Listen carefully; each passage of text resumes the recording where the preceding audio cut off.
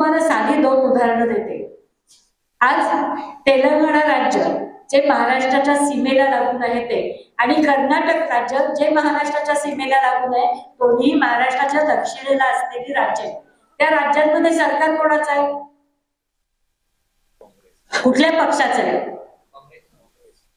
इथल्या सगळ्यांना माहिती आहे तिथे काँग्रेसचं सरकार आहे?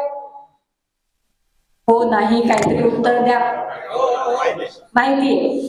त्या दोन सरकारने त्यांच्या त्यांच्या राज्यातला दलित आणि आदिवासींसाठी असलेल्या विकासाचा जो फंड असतो, ज्याला स्पेशल कॉम्पोनंट प्लॅनचा फंड म्हटला जातो, तो दलित आणि आदिवासी विकास योजनांकडनं हटवून बाकीच्या योजनांकडे वळवला। महाराष्ट्र राज्यामध्ये तो इथल्या फडणवीसांच्या सरकारने तो फंड लाडकी बहीण योजनेकडे वळवला। म्हणजे ज्या सरकारना तेलंगणा आणि काँग्रेस म्हणजे भाजपकडनं आपल्या काही अपेक्षाच नाहीये, भाजप सारखा पक्ष वंचित समूहांसाठी काही करेल ही आपण अपेक्षाच ठेवू नये।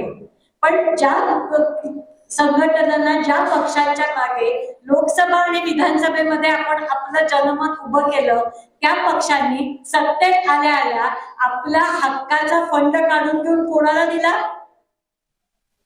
लाडकी बहीण योजनेला महाराष्ट्रात दिला। ग्रामीण भागामध्ये तो शेती योजनांकडे वळवला, बाकीच्या विकास कामांकडे वळवला, धरण कामांकडे वळवला। त्याचा फायदा आपल्याला थोडा बहुत होतो का? होतो।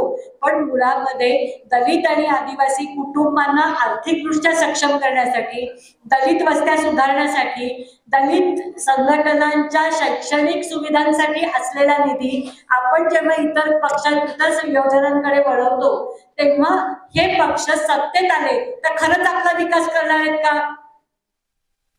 हो किंवा नाही?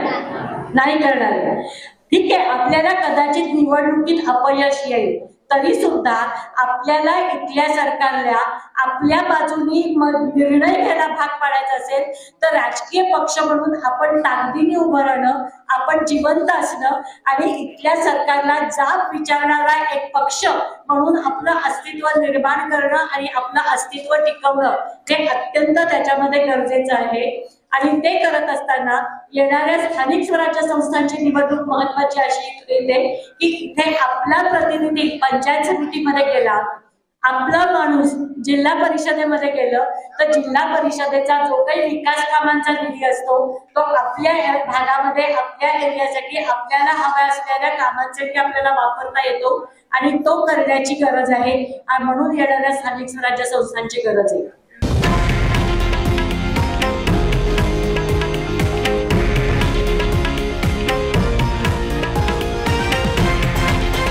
हे आहे देशातील नंबर 1 न्यूज नेटवर्क आणि आपण पाहत आहात TV9 मराठी, एकमेव।